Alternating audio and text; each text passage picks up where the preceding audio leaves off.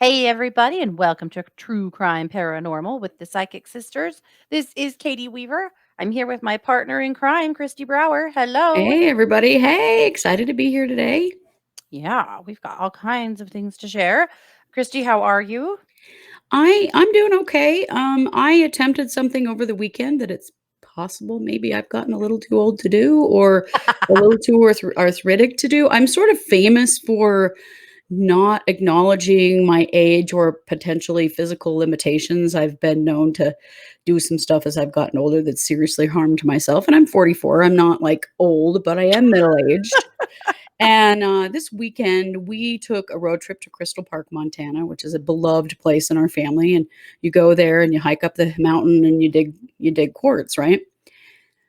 Well, turns out that getting down in a hole and digging on your hands and knees for hours Mm-hmm.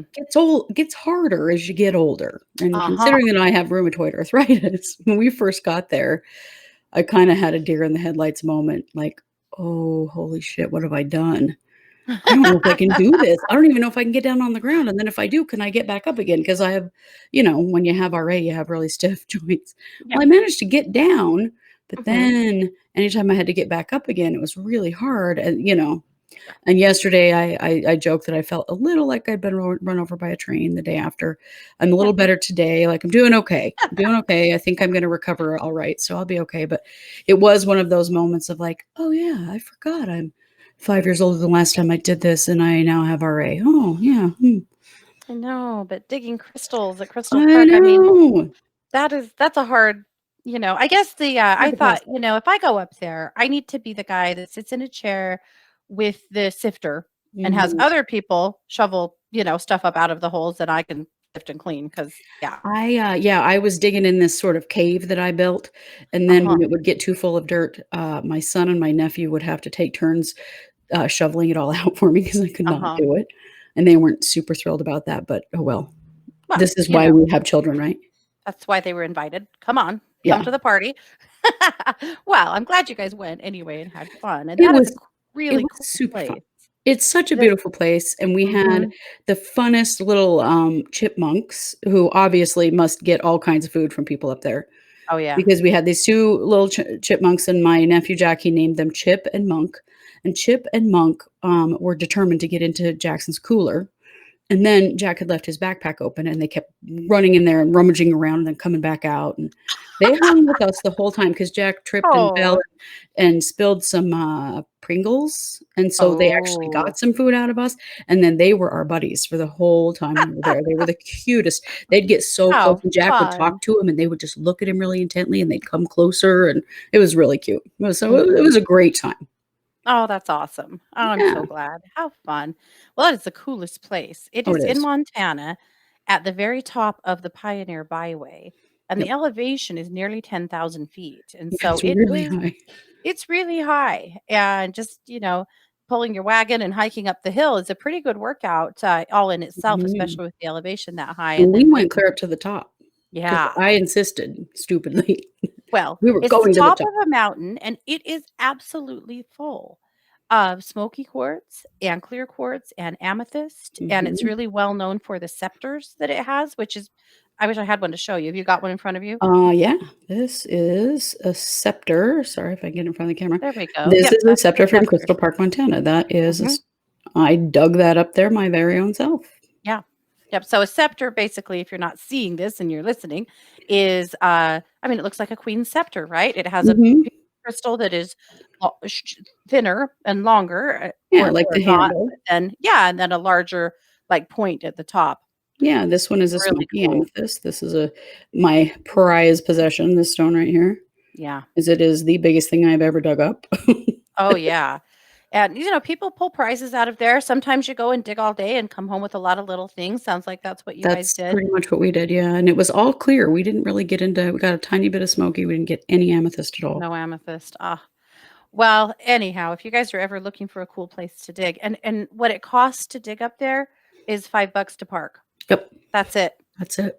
Yep. Pretty cool. It's outside of Dillon, Montana. So, you Mhm. know.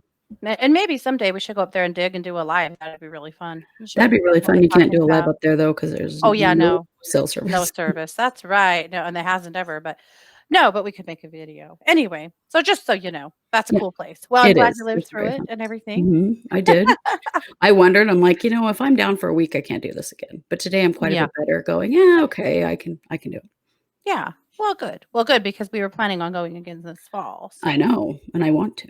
however, one of the coolest things we're planning for this fall is we want to do uh maybe a road trip, a 2-day road trip of a cemetery tour.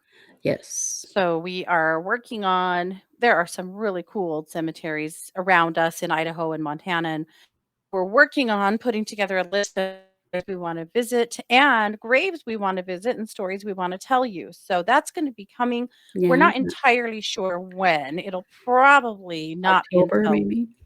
yeah, later in the fall, but that's gonna happen, and we'll take you guys along for the ride. It's gonna be fun. We So it'll be will, like yeah. True Crime Paranormal goes on the road, and we're just gonna go Mhm, be chilling at old cemeteries.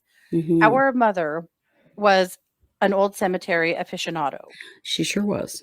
We couldn't visit any town that she didn't have to go check out the cemetery. It's probably why we're true crime junkies, honestly. Truly. Yeah. Yeah. So, we have no choice. We have to do it. No, I think it's a great idea, and we'll tell Yeah. some very cool stories and find the graves of people and tell their stories, and we'll do some channeling of Mhm. them, and it's gonna Yeah. be really fun. It is. So if you guys have a cemetery that you wanna suggest in the Idaho, Montana-ish area, we probably won't go further than that this time, Mhm, let us know. We'll consider mhm, it to add it to our docket. Yeah. definitely. Well, today's show, we are talking a little about our road trip a few days ago, and we're continuing to work on the Deorr Kunz case. Yes. So remember that baby Deorr Kunz disappeared on July 10th, 2016, 15. 2015. From Yeah. Leadore, Idaho, and that's the case we're covering right now. So we got in the car a few days ago, and you might have seen the live. We did do a little live from the Timber Creek area, but the Timber Creek Creek, the Or the Timber Creek, Timbercreek Crick if you're from Idaho. yeah, there's the Timber Creek or Creek campground, and then the actual creek. But anyhow, Why Creek, don't you say the it plan. about 10 more It's times? killing me. Waterway. It's a waterway, okay? Sure. It's a very small trickle of water, actually, it's not very Totally. big at all. Yeah, yeah. So we went up there and did a live. We had quite an adventure. Road We trips did. with us typically are. We have kind of been those people that if something stupid can happen to them, it probably will. Mhm. And so we want to tell you about the trip itself first because what the hell. So it's about a 3-hour drive from our homes. So we met up in a central area and got in Kristi's car. She drove. We drove out there to Leadore, the booming metropolis of Leadore, which is Population 80 people, I believe. yeah, it's a very small town, village. Nearly all the businesses are closed. There's Yeah, hardly even anything nearly, that's open. nearly, yeah. So we got into town, and the first thing that happened is that the initial map we looked up took us in absolutely the wrong direction. Mhm. GPS out And there, not so good. so we figured out where we were going. We got up to the campground, which was fine. There were people camped there, which kind of sucked because we couldn't get as much footage as we wanted because you're not going to film people. We did a little bit. We'll show you. We'll show you as we're talking, the campground. So when you pull in, if you can even call it a campground, I mean, it's tiny. When you pull in It's 2 sites. I mean, yeah. one of the descriptions that I read was it's really 2 fire pits with some picnic tables, which it really is. I mean, Mhm. that's Idaho up in the mountains campgrounds. I mean, they're not maintained and, there was an outhouse. Mhm, like a BLM or Forest Service outhouse, yeah, Yeah. and that's it. And then so we drove up there first, and we took a little footage, and in the video that we're showing you, you'll see that campground, the side of it is a side hill. Mhm. It's a side hill that is really, really woodsy, and one of my first thoughts was, "I can't fathom a 2-year-old climbing up this. I really Mm-mm. can't." No. I it's very steep, and that was one of the things that kind of because we're going up there and we're kind of trying to put ourselves in the shoes of a 2-year-old. Yeah. Where would a 2-year-old go? But to get to the creek, you either have to drive down the road or you could walk down the side of from the campsite, but again, very woodsy, very Mhm. brushy And steep. It's a and steep steep. little ravine. Mhm. The banks of the creek are a steep little ravine. You don't just walk right up to the creek. It's not like that at all. No, and again, I went, "I don't see a two-year-old doing this." No, and brushy and, Really like, don't. down trees and, like, Mhm. thick, undergrowth and stuff that even a person of my height, whole 5 foot, would have trouble getting through, let alone a 2-year-old. Yeah. But we pulled down another road. There's an upper and a lower campground. Turns out they're both right there, but we didn't know. We weren't sure what the road that went down the hill would take us to. And so we drove down and discovered it took us directly to the creek. Mhm. And the creek Like, must get low into the enough creek. into the creek. Yeah. So we parked, we didn't drive into the creek, but No. that's one thing we did right. But we got down there realizing, oh my God, you can't turn around. We will have to Mm-mm. back up this steep hill Yeah. to get out of here, which is mostly okay. But Mhm. so we got out, we did a live, we talked to you guys. And then I said, "Do you want me to like walk behind the car and guide you? Because, It was backing really out steep. of I couldn't there." even see the road behind me because of Yeah. how steep it was. So Christy says, "Yeah, yeah, yes." So she jumps in the car and I'm standing there and I hear the hood pop. And I'm like, "What the hell?" I actually tried to close it and she's like, "No, I did that on purpose." She jumps out of her car. She runs around the side, opens the hood and she says, "Just a minute." And this is what she has in her hand. This is a bottle of water drops, like a Mio bottle, right? This is what she has. This is her toolkit. Uh-huh. So Pretty. she opens the hood and I look at her battery and I see the most horrific corrosive mess I've ever seen. And she starts pounding on the positive terminal with the Mio bottle. Mhm. And I said, is the car dead? And she says, yes. And I'm like, "Oh my God, we are in trouble." And she said, "This hasn't happened in a while, but this usually fixes it." So this was it, you guys. This is her handy dandy toolkit, a Mio bottle. And so she pound, pound, pound, pound, pounds really hard. And there's like, battery corrosion dust flying everywhere. And I'm thinking, oh my God, what are we gonna do? How are we gonna have to ask some people for help? I hope they're not serial killers.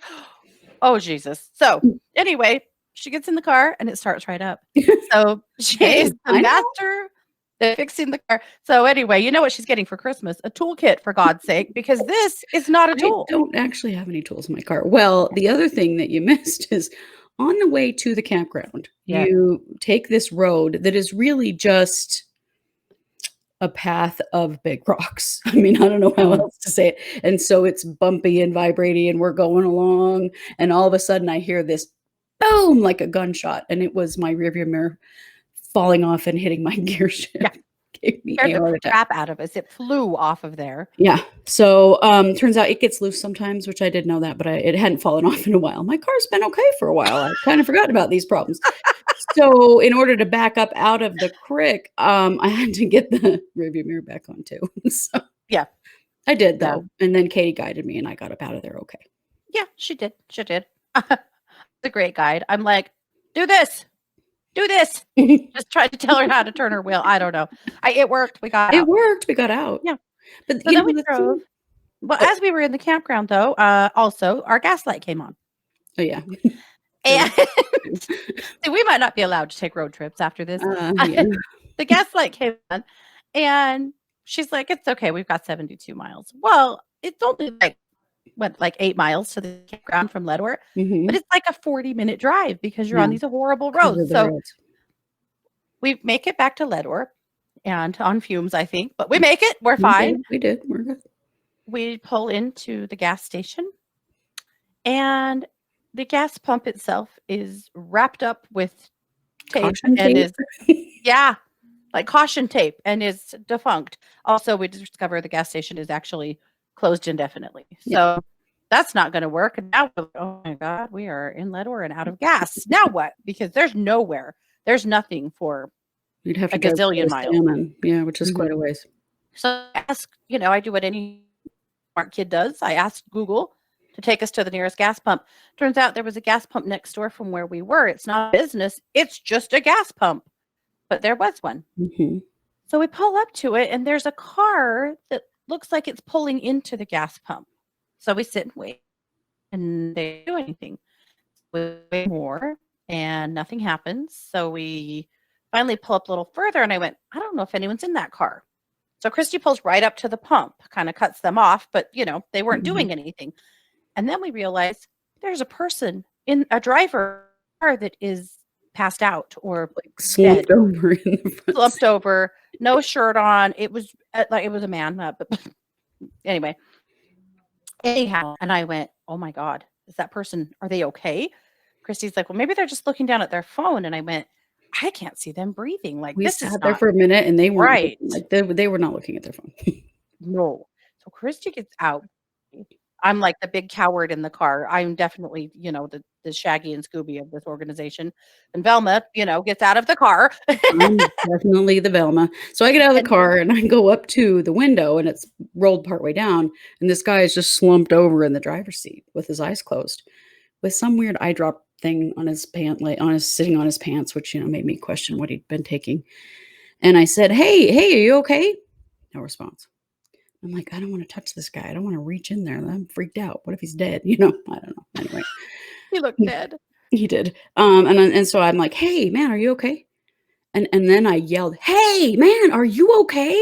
And he kinda sits up, and he looks all confused, and he's like, yeah, yeah, yeah, yeah, I'm okay." And I'm like, "Look, whatever this is, I don't wanna Mhm. I don't wanna be a part of this." So I walked away and pumped the gas. And And he while I drove pumped the away. gas, he drove away. Yeah. And I'm like, "Oh, great. He's out driving on the highway now like that."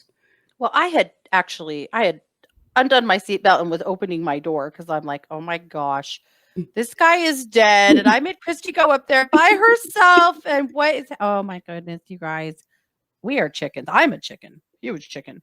Anyway, I'm yeah. not, but, I'm not real So, big on finding dead bodies personally. Just, yeah, as much as I like true crime, I like someone else right. do that part. But seriously, he looked like he wasn't breathing. It was so bizarre. Oh, yeah. So we pump gas and we pull out onto the road and we see him. He's pulled onto the highway and off on the shoulder. We pull up there and he is passed out again, just like Just that. slumped over in the same position. Yeah.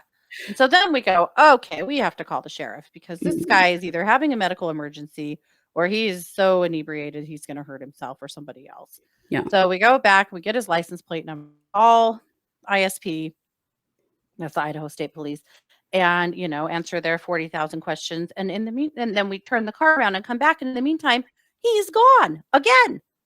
Like, what is He keeps happening here? driving small distances, which you shouldn't be at all. So we pulled down because we wanted to get a good picture of the Leadore store to show you guys because it, ties into the actual story we're here to tell you Yes. today. And he's at the gas pump, pumping gas. And a few minutes later, gone. And he did not come out on the highway because we would have seen him. We were standing there taking pictures. I have no Mhm. idea where he went. I just really hope that he is okay and that nobody got hurt in whatever the Yeah, hell was going me on there. too. It was a really bizarre situation. I'm like, who would have thought that we're out doing our investigation here and we crossed a dead guy? Right. We had to report a crime while, reporting on a crime. We would have had a double report. We I still know. do. Yeah, we still do. So then we left town. We start driving down the road and we have not gotten very far. And standing off to the side of the road is the biggest antelope I have ever Oh seen. my gosh, a huge male with these huge Huge horns. male. He was absolutely gorgeous. And Kristi and I see him at the both at the same time, and we're both going, no, no, no, because they are famous for racing right out in front of your car. Oh, they are, and he was Famous for it. literally standing, like, on the pavement on the other side next to the white line, Mhm. like, he was so close, I'm like, "Just dude, just take a deep breath, just Yeah, chill." we're both like, And he did, stop, he didn't run stay out in right front of there. us. Yeah, he was chomping on grass, just He watching us was go. he was, like, watching traffic while he was eating his lunch, it was really funny. Mhm. The rest of our trip, was uneventful, but that was We enough. did I arrive home mean, safely, yeah, but it was a we pretty did. eventful experience, we did learn a lot just by being there. Yeah, we did. It We did. helps so much, I think, to just really get a feeling for something to go. One of the things that really struck us is what a tiny place it is and how There is Mhm. such a tiny little one-lane track road in there, and Mhm. people can see you coming from a long ways. And, Yeah, the idea that someone snuck in there and kidnapped this baby is absolutely asinine. There is totally. no way you're getting in there No, without somebody seeing you. There just no, isn't. no. Between the hillside and the creek, it's kind of in a it sort of comes to a point as a triangle in the back of Mhm. there.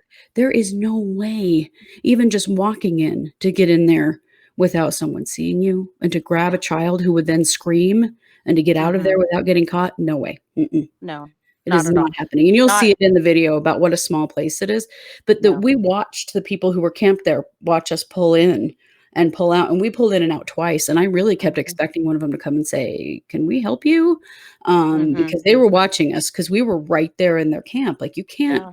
there is no way, there's nowhere to hide, there's nowhere to hide a vehicle, and No. it's not a quick, escape either. You cannot No. drive fast on those roads. You will blow your tires because Oh, of the totally. rocks. You can't just bust it out of there. You can't. Mhm.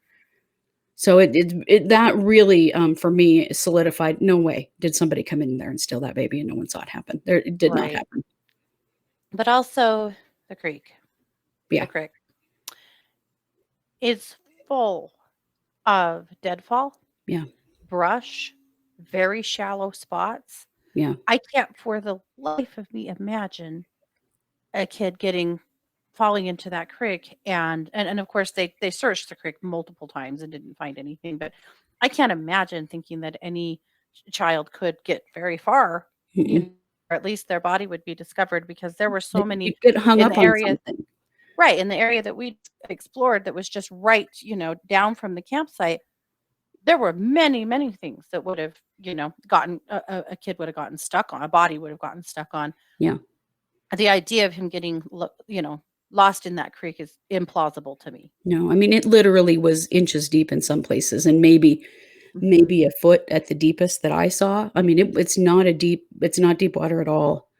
It also, I thought, was curious that, there was quite a bit of talk of them fishing in that creek because There are no fish in that how creek. could There there is be no fish way. in that creek? It was so shallow, and obviously, during certain parts of the year, it's shallow enough that you can drive through it. Yeah, yeah, That because did that not look road to me continued through like it. a place right. That did not look at all to me like a place that would be full of fish at No, all. no. And believe me, our dad fished a Mhm. lot. Yes. When we We were know kids, where all the fishing places are. we were drug out on thousands of fishing adventures. Yes. And I'll tell you right now, my dad wouldn't have fished in that No, there's no fish no. in there. There's a reservoir near there called Stone Reservoir, and that's where people fish Mhm, out in that area. They don't mhm. fish that creek. There's no fish in there. No. Lots of That's things that really easily debunk mhm. significant parts of this story, to Yeah. see it physically and realize that there's no way those things could have happened there. No. No. So we each took a couple of the main players to give you a little more deeper report on today. Yeah, And then the next episode, we'll do a psychic analysis of what we actually think happened. It's important to note that the stories of the main players, except for Isaac, changed many, many times. yeah, The parents were interviewed between the times they were interviewed from law enforcement and the FBI and the multiple investigators on this case and news organizations. They never once told the same story. no, It was always different. And so I'm gonna start with Jessica and yeah, more of a rundown of who Jessica was. Now, Jessica, of course, is your mother, right? yeah, Mitchell at the time Mitchell, yeah, is my mom. She had two children before Deorr that she had that were in the custody of their father. And some people thought that was a little strange. It sounds like financially it was a better situation for the kids, and that's at least that was her ex had the custody of the kids. It's not necessarily a smoking gun of anything, except for that that just doesn't happen very often. Typically, at least in Idaho, stay in the care of their mothers. When mhm, divorces and things happen, and but it is, it is indicative of, I think, the struggles that she has had in her life. That Yeah. Financially, she wasn't really capable of hanging on to these kids and taking care of them. Mhm. And there was talk that the reason they decided to go on this trip was to celebrate that Jessica had had a job and kept it for 6 months. The job was taking care of Grandpa. Yeah. There's so many stories and so much stuff that is so very Mhm. clearly made up. Yeah. Grandpa, of course, was Jessica's great grandpa. He was the father to her mother, Trina. Yeah. And so we'll get to him a little more.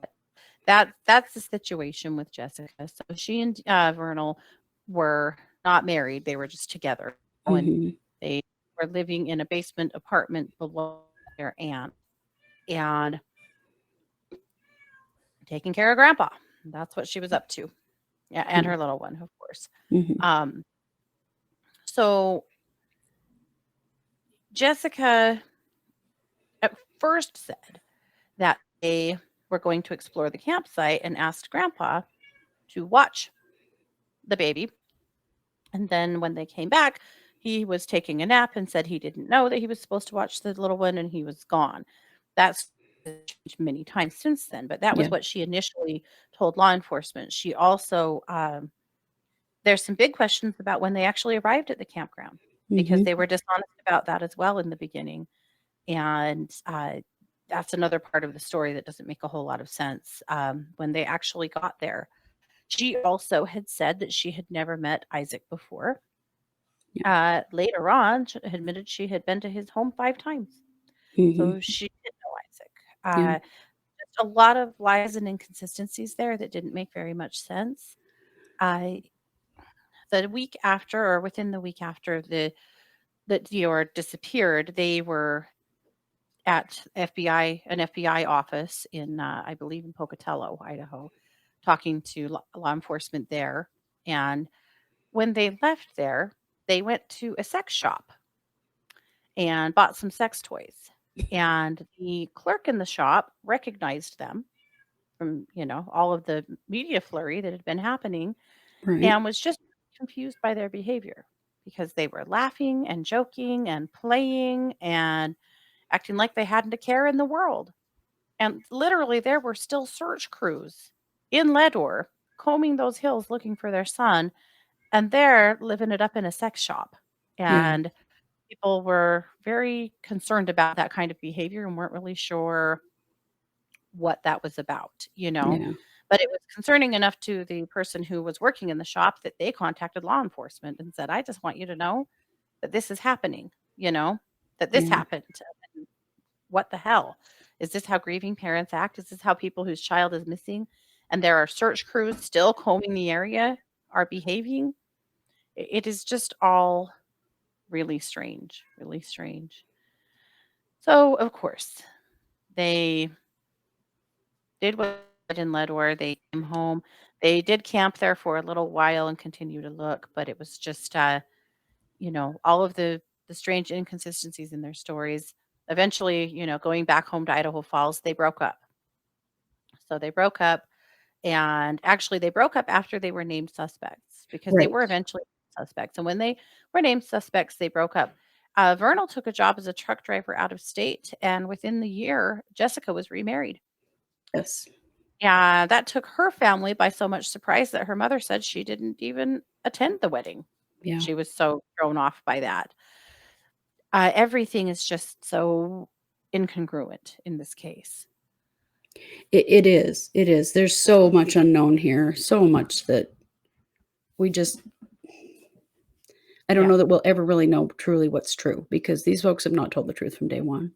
No, and in the very beginning, they hired a PI, Mhm.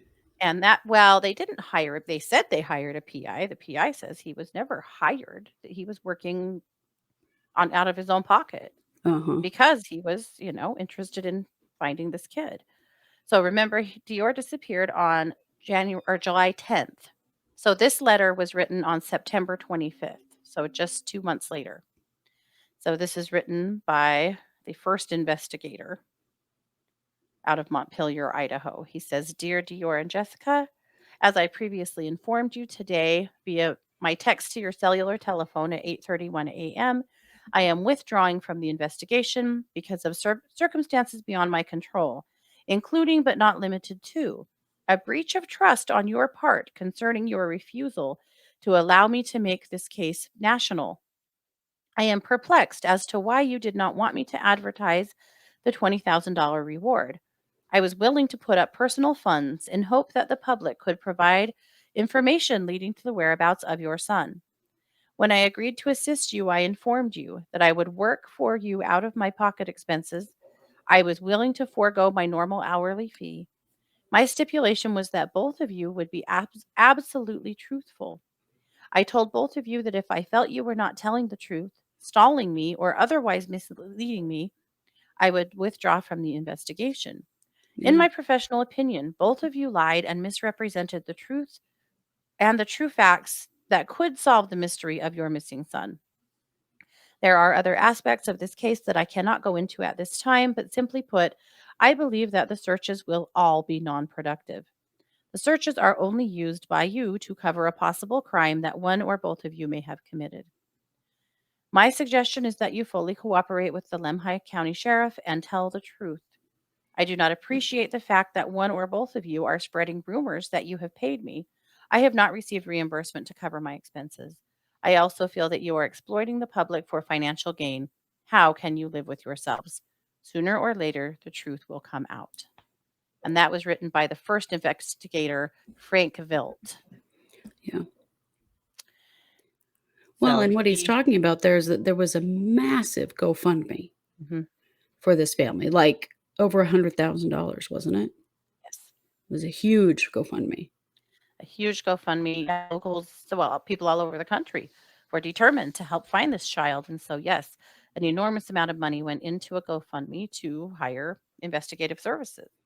And obviously, that didn't last very long. So then they hired a new investigator. This was Klein Investigative Services out of Texas. And Klein is the one that you've seen in the news a lot Mhm. and, seen more from him. And they also ended up quitting. They stayed in the case for 2 years, to their credit. They stayed on until November 15th, 2017, Mhm. but they also left the case because they fully believed that the parents were guilty Yes. and fully believed that, they were persons, that should have been investigated and weren't. But they finally decided that they absolutely couldn't stay on the case any longer, also because Vernal and his father filed suit against them for Yeah. telling the public that they felt like they were the ones that they were responsible for this. They actually took it to court 3 times. The last time was not too long ago, Yeah. and all 3 times the investigation firm prevailed. Yeah. So 3 times they took them to court and sued them for doing their jobs, for reporting what their findings were. After they fired them, the local public around here did have a GoFundMe. They did rehire them for a short amount of time. It didn't really go anywhere, but they did try to Yeah. bring them back on because it seemed like Klein Investigations maybe had brought the most to the case, that anybody else did. The problem with that is that if you Google Klein Investigations, their reputation is not shiny. Yeah. Well, and they made a lot of allegations and claims that were never backed up with any evidence. I mean, at one Mhm. point, they came out and said, in the next few days, you are going to see arrests in this case. Yeah, We have evidence that the parents are guilty. yeah. And that was like 3 years ago. So Right. They it went claimed that nowhere. they turned that evidence over to law enforcement, and law enforcement didn't think that it was Right. relevant. Well, they had a So it's bunch of hard to stuff that know. didn't, Yeah, they found that there were several cadaver dog searches of the area. yeah. And at one point, there was a bone found. It turned out to be an animal bone. At another time, there were cremains found, and they found whose Mhm. those were. And then another time, they said that they had found a spot that could have potentially been a grave. But as far as I know, there either was no testing of any of that, or there Mhm. was, and it ended up being nothing. And so it was never reported to the public. Yeah, But none of the stuff that they say they had ever went anywhere. yeah. No, There's never been an arrest. There's never been yeah. even the beginning of prosecuting someone for this little boy's disappearance. No, nothing. nothing. That, in a nutshell, is Jessica. Yeah. And so, do you want to talk to us about Vernal, and then I'll move on Yeah. to Grandpa? So Vernal or Deorr Senior, we're going to call him Vernal. He goes by both names, and it's very confusing when he has the same name as the victim. So Vernal was Jessica's boyfriend, um, and he was Deorr's father. He he's an interesting person. My impression of him is that he's a pretty controlling person. In watching him with interviews with him and Jessica together, he Mm-hmm. spoke over top of her a lot. I will tell you, there's not a lot of information about Vernal personally out there. Mm-hmm. I have looked and looked to try to find a wiki on him or something. It just isn't really there. Mm-hmm. So I don't know a lot about his history, but I know watching his behavior that he spoke over Jessica. He tried to control communication. He definitely wanted to be in charge of what was happening. Mm-hmm. He spent a lot of time in public um, singing the praises of the searchers and the police and that kind of stuff. It was Mm-hmm. just all kind of flattery stuff. Yeah. There's not a lot of substance to anything that he has said, other than he made a lot of statements about when they went to town. So on the day that baby Deorr goes missing, at Mm-hmm. some point around 11 to 12 p.m. that day, they Mm-hmm. took a trip into Leadore. So this is Uh-huh. Vernal, Jessica, and supposedly baby Deorr. They this whole trip was supposedly precipitated because Jessica started her period, and so she needed to go to the store for some things. There's a lot of weird going to the store with them that doesn't Mm-hmm. make any sense to me, because in Jessica's handwritten statement to the police, she makes it very clear that she did all of the shopping for the camping the day before they left, Mm-hmm. or the day that they left. And she'd Yeah. been to the store and bought all the groceries and stuff, but then they continually have to stop at stores. What is that really about? I have questions about that. Mm-hmm. Yeah. But supposedly they go into town to get what they need. And one of the things that they need to do is they need to put diesel in Vernal's pickup. And they tried to do it the night before, and the gas pump where we went was Mm-hmm. down. And so they couldn't. So they had to go to this mechanic shop that sold diesel. So Vernal said that when they went to the mechanic shop to sell diesel, that he talked to the man that pumped the diesel, and that the man saw Deorr in the truck. Now, the Mm-hmm. man that pumped the diesel later said, I never saw a child. I don't know what you're talking about. Mm-hmm. Then they said that they went to the store, the now closed store, Yeah. and that there was a man driving a beer truck, and that Deorr loves big trucks, and that they talked to him, and he thought it was so cool he let little Deorr sit in the truck with him and all this stuff. He tells this huge detailed story, right? Which could have been completely unnecessary to tell.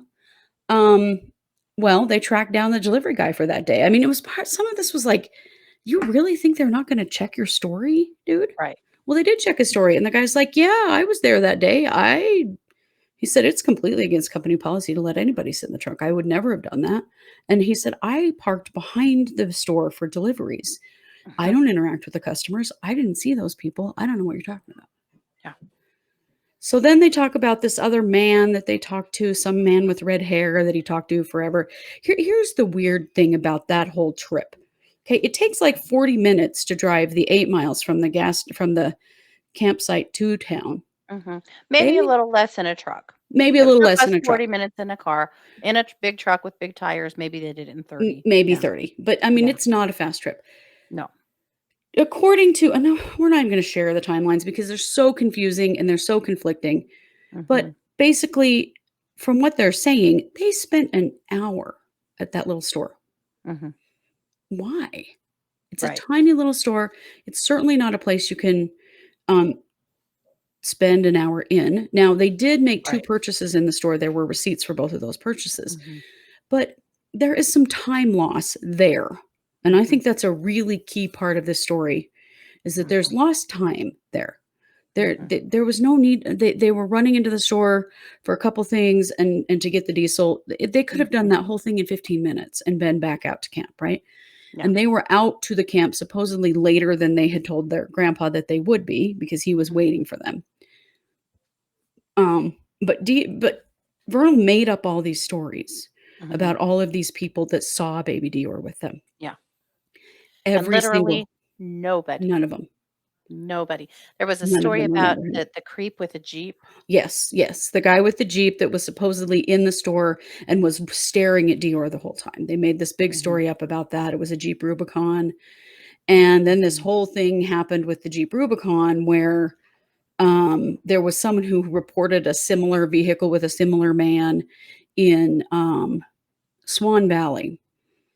Okay, we're talking these places are 4.5, 5 hours apart, okay? yeah, We've been yep, to both of them, they're on completely opposite ends of where we live.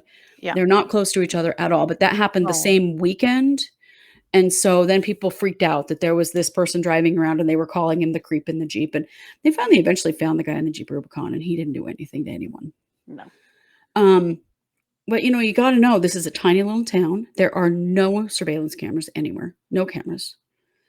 But the people who work these jobs, they're the same people that work them every day, It's not like there's Right. a lot of employees No. at the mechanic shop or at the convenience store. So these people, they remember it's the same people who are gonna be seeing these people over and over again, Mhm, and not one of them some of them recall Vernal and Jessica, but not mhm. one of them recalls seeing a little two-year-old boy with them. No. And if you've seen the pictures, Dior is an absolutely darling little kid. He was probably Mhm. in a situation like that, he would have been running around and being funny and, you Yeah. would remember him. You would remember Mhm. the little kid who was being cute. Yeah. No one in Nothing. that town remembers that baby. Nobody saw him at all. No. There is, to this day, no proof whatsoever that that kid was ever in that town or in that campsite.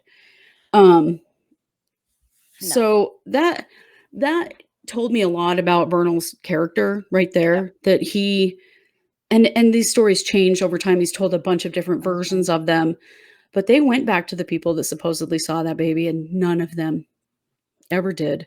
mhm. And, you know, Vernal one of the things that I find interesting in the way that people communicate is not what they say, but what they don't say. And when Vernal and Jessica were named as suspects, the things that they said, because Jessica said on the news, "I did not kill my son." She didn't say, "I don't know where my son is." No. She didn't say, "I don't know what happened to my son." She said, "I didn't Mm-mm. kill him." Yeah. When you think about that. Yeah. Vernal said, "I would never hurt my child," or "I Mhm. would never hurt my son." Yeah. He didn't say he didn't know where he is. He didn't say he didn't know what happened to him. Yeah. And, accidents happen. Mhm. Basically what he was saying is, "I would never intentionally harm my child." But Right. they left a lot out, Yeah. I think. If that were you, if that were Mhm. me personally, I would Yeah. have said a lot more. "I don't know where he is. I don't know what happened to him. I would Yeah. never hurt him." They Mhm. didn't. They left out things that I would think that a parent that was defending themselves would have said. Yeah. But I did feel like and one of the other strange things that happened is that Jessica and Vernal both called 911 independent of one another, Yeah. and that Vernal was an hour or a mile and a half away down the road in his Mhm. truck, supposedly to get cell service. However, Jessica called 911 in the campsite Yeah. with cell service.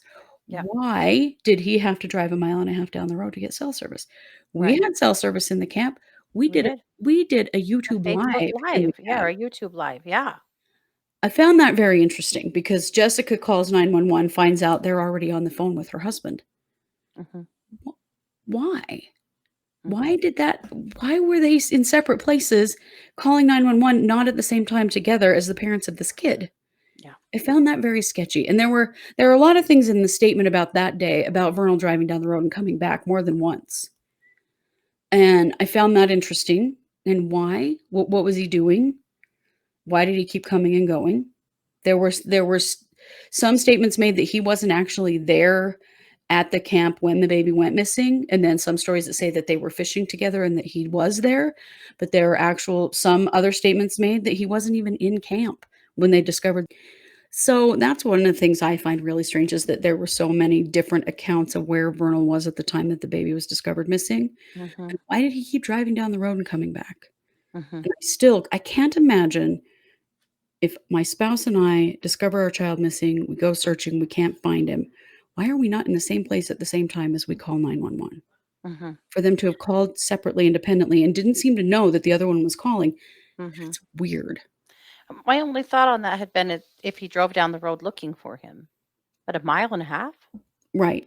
Well, and Jessica's statement was that he drove down the road to get cell service, and yet she Mhm. called 911 in the campground with cell Yeah. service. Like, so So, I mean, many on one things that hand, do not add up.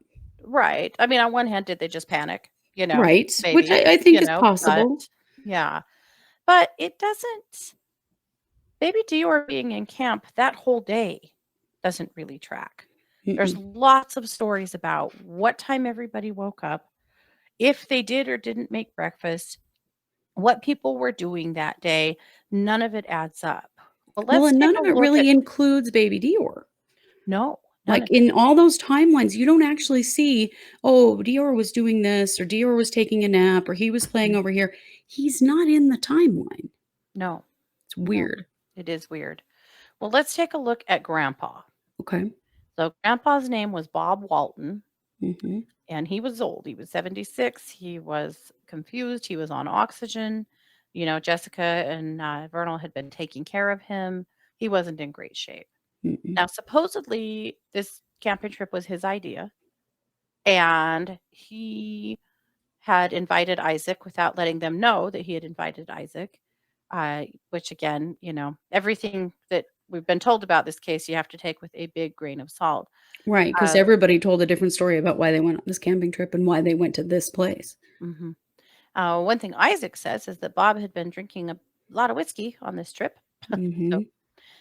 there's some question there. There was also some questions about, that at one point, while people were searching for little Dior, that the parents were sitting on the tailgate of the truck drinking beer. And so I've had a question all along about how much substance abuse was happening here. Mhm. How sober were these people in charge of this little 2-year-old? And we can get onto that later. But they also said that the reason they came to this place, because I have always wondered, why the hell would they go there? There's There so are a much better million. camping way closer. Yeah, this is a tough place to get to, really long ways from home. Why would you go there? And it's not, I mean, it's one little tiny oasis in a lot of desert. Like, it's not a nice Mhm. place, It really. really But isn't, no. sorry, Ledor, don't want to hurt your feelings. But No, but if you live in Leadore, sure, but if you live in yeah, Idaho Falls, why? why? Well, Grandpa apparently camped here when he was a kid and had happy memories here, and that's why. Or so the story goes. That's one of the stories. That's why they camped here. All right. So Grandpa in interviews with the police, and he also failed lie detector tests. Everyone in this case failed lie detector tests, all 4 of them. Except for Isaac Reinwand, he didn't. Okay. I had read that he actually did, but his story never really changed. He told the same Mm. story, but he did fail a polygraph. But Oh, I don't know. The information on the story is so hard because what mhm, I read is that he never failed one. yeah, that there's so Who many knows? And twists what and does it turns. really matter? Because why are we putting any stock in polygraphs anyway? Right. Well, and here we have Grandpa who's, obviously, cognitive skills maybe are really reduced, but Right. in interviews with him, he refuses to speculate about it. He laughs when he's asked about the case and Yeah. basically blows it off. He claims he doesn't trust Isaac, which is odd considering that he's the one that invited him to come and camp with his 2-year-old grandson. And he also claims that no one ever asked him to watch Dior, that he doesn't know why they keep saying that. And he claims that he was alive on the trip. And that's about all that you can get out of Bob. Mhm. He In says a a lot of "That's what I hear and I guess" kinda Yes, stuff, right? in the Klein interview, he said, they asked him why, if he doesn't trust Isaac, why he would bring him, and he said, or why he's his friend. It is weird because Bob is 76 and Isaac is in his 30s, Yeah. but he says, "If you get too old, you want someone to be there in case you keel over," which, they're neighbors and whatever. I guess they're neighbors, or they were They former had neighbors. been neighbors, former They were neighbors, former yeah. neighbors, yeah. Anyway, but he does say he doesn't trust Isaac to stay in his house, watch his kids, or to not steal his money. So, Mhm. there's a weird vibe there with him and Isaac, but at any rate, yeah, when most of the questions that he asks or asked of him, sorry, in interviews, he answers with something like, "That's what I hear," or, "I don't know, I guess so." Really nothing. I mean, he just didn't really cooperate at Mm. all. and Mm-mm. was not forthcoming with any kind of information, really. He died in 2019 from cancer, and so Yeah. if Bob Walton actually had any true information about what happened to baby Deorr, it died with him. Yeah. However, it certainly feels like it would be very possible to, just tell him what you want him to say and that he would do it. He was not cooperative at all. I think so. It did seem to me like he was just pretty protective Yeah. of his family, and he just wasn't gonna say anything, and, who's gonna make him? Mhm. Yeah. I don't actually think he really knew. I think he knew something happened, you know? He Mhm. obviously knew something happened. It was a little more like he didn't wanna know so Yeah, that he could just deny. exactly. Because if he Yep, didn't know anything. yep. So that's grandpa in a nutshell. So what have you got on Isaac? So Isaac is interesting. So Isaac is this friend of Bob. Really, no one understands why he was invited on this trip. He has been fishing with Bob before. They've done some things like this before in the past. Yeah. So I wonder if at some point Bob kind of took Isaac under his wing a little bit. Isaac is pretty obviously an adult with a developmental disability. Mhm. But I find Isaac interesting because in the interview that Nate Eaton did with him on East Idaho News, Isaac is a very self-focused person. Nate's very first question to him was, "So in the last 6 months since all this happened, how you been doing?" Obviously implying this must be really hard for you to be, involved in this and included in this missing child. And Isaac goes, "Oh, pretty bored. There's not much to do around Idaho Falls." It was Yeah. such a strange answer, and every answer he gave in that interview was very much focused on himself and how these things were affecting him personally. Uh-huh. Yeah. He did not indicate that he gave a damn about baby Dior or about Jessica or about, Vernal. And, he when asked if he was friends with Walton, he said, "Oh, I haven't seen him all winter." Like he was very blasé. He wouldn't answer anything specific and said he'd been asked by police and his attorney not to. We don't Mhm. know if that's true or not. Client investigations implied that that was a lie. Mhm. He basically, when asked if he saw baby Dior there, he said yes. And Nate said, "Can you give me some examples?" And he said, "Well, I saw him the night we got there, and then one other time he was throwing stuff in the fire." Yeah. Okay, I I wanna do you know what the word confabulation is? No. So confabulation, it's something that we all do. It's when our brain fills in the blanks when we don't remember something. So we Okay. might fill in the blanks with the most plausible thing that happened or what happened the last time something happened, right? Yeah. For people with mental illness and developmental disabilities, confabulation gets much broader. Um, First of all, for a person like Isaac, who's pretty focused on himself and pretty tunnel visioned about his life, he's pretty much just focusing on himself and what he wants to do. It was very Mhm. clear he wasn't paying any attention to these other Yeah. people at all. So, with confabulation, if somebody, has a developmental disability or a mental illness, this becomes much broader. So, if they don't remember, and they don't remember a lot more of things Mhm. than most people, depending on what their disability is, they will fill in the blanks because they don't want people to know they don't remember. Often it is, sort of motivated by feeling like they want to fit in or they don't want people to know they forgot or they don't want someone to be Mhm. mad at them. My impression of Isaac is that he's a confabulator. Mhm. And I do feel like people who have a problem with confabulation are very easily manipulated. Mhm. So you can say something like, "Don't you remember Dior was here who was throwing stuff in the fire?" And all that would take was you just Mhm. planted that memory in that person's head, literally, Mhm. Yep. and then they would. Or, "Don't you remember you saw him last night? I had him wrapped up in his blanket." Mhm. Boom, implanted the memory. Yep. I feel like for him, he didn't wanna be in trouble. He Mhm. really didn't want to be involved in this. He refused to give an interview for 6 months. I mean, Mhm. he really stayed back from the whole situation, and then when he did, my impression is he was just kind of telling a story based on what he thought other people wanted to hear and Mhm. not on what really happened, and I do feel like he was, vulnerable to manipulation, probably by Walton, but maybe also by Vernal and Jessica if he didn't want people to be mad at him. Mhm. But my impression was that those were 2 things that were very easy to say. "Oh, yeah, I saw him wrapped in his blanket, and I saw him throwing stuff in the fire." Mhm. If you said those things to him, "Remember, he was doing blah, blah, blah." And if he was Mhm. off in his own little world, he was doing a lot of fishing in that Mhm. fishless creek, and, Well, and kind of supposedly he was in a tent. yes, and that was the other thing. Everyone stayed separately in the camp, which I found interesting. So Mhm. Grandpa was in the camper. Vernal and Jessica and baby Deorr were in Grandpa's Suburban. They laid the seats down and they were sleeping there. And then Mhm. he was in a tent. So they were all separate from one another. So there were lots of times when they wouldn't have known what the other people were doing anyway. And there were lots of questions about what time they all got up. They Mhm. couldn't even agree on whether or not they all got up, whether they made breakfast and ate together. They couldn't agree on that. Um, I don't think that we can take anything that Isaac says as being truthful or for what happened. And Mhm. now law enforcement is saying, well, he's the only one with a consistent story.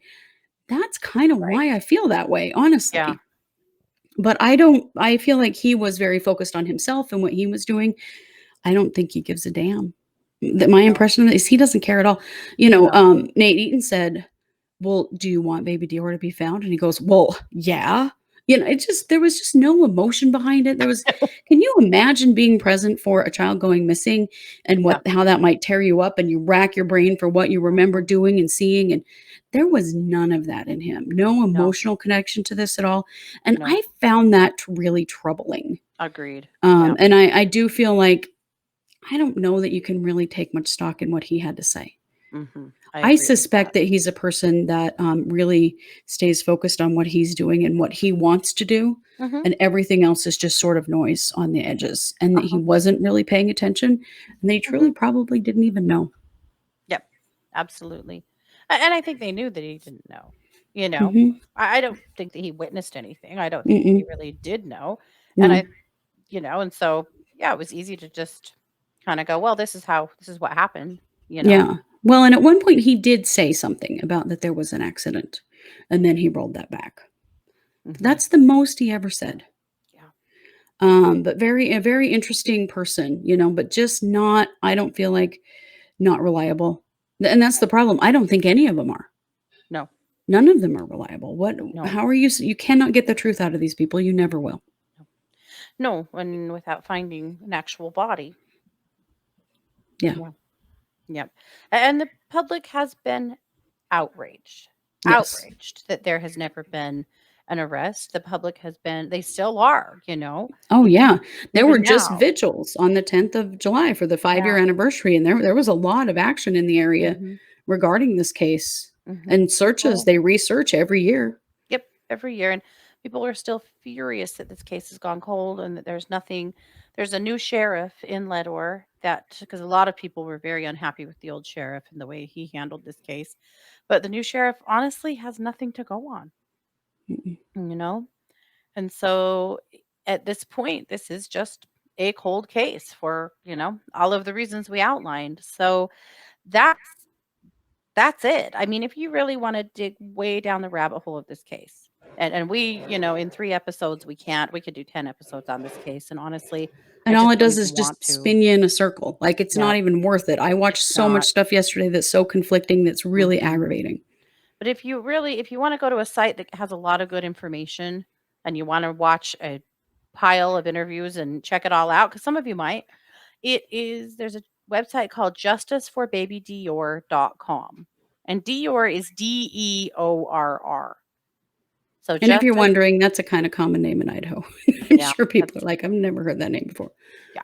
But justiceforbabydeorr.com. That is actually that site I felt like had a lot of really valuable information Mhm, and links to just about every interview and video that's been done, mhm. You in can that also go to connection. eastidahonews.com and They have search a their ton I of archive coverage. on Deorr Kunz because they covered Mhm. it from day one, and they've got some Yeah. really good stuff. Yeah. So if you wanna fall deep down the rabbit hole and give, a few days up for this, that's how you do it. But Yeah. so that's it for the second episode here on this case. When we come back with this case, we're going to do our psychic evaluation of the case. We've really started that today, I think, but we'll give our psychic read on what we think really happened and where we actually think baby Dior is.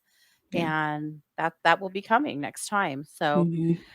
that's it. So as always, we thank you guys so much for being with us here. If you're listening or watching, please subscribe, comment, like, dislike, whatever. We can take it. Comments, questions, throw them our way. And as always, if you have a case you'd like to see us cover, let us know. Yeah. But that's it. So you've been listening to True Crime Paranormal here with the Psychic Sisters. You guys take care. Bye. Have a good one.